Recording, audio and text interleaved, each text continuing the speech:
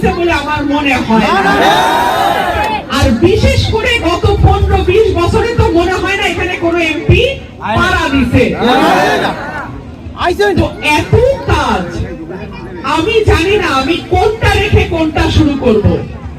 তবে আমি আপনাদের এইটুকু বলি, আপনারা যদি আমার পাশে থাকেন, একে একে একে একে প্রত্যেকটা ইউনিয়নে আমি অগ্রাধিকার ভিত্তিতে এই রাস্তাঘাট, ব্রিজ, কালভার্ট নির্মাণের কাজ আমি শুরু করব। আর এমপি সাহেব যদি ব্যক্তিগতভাবে নিজের নজরদারিতে রেখে কাজগুলো করে, তাহলে সেই কাজের থেকে ঠিকাদার বা অন্য কেউ পয়সা নিয়ে চলে যাবে, কাজ করবে না, সেইটা হইতে পারবে না।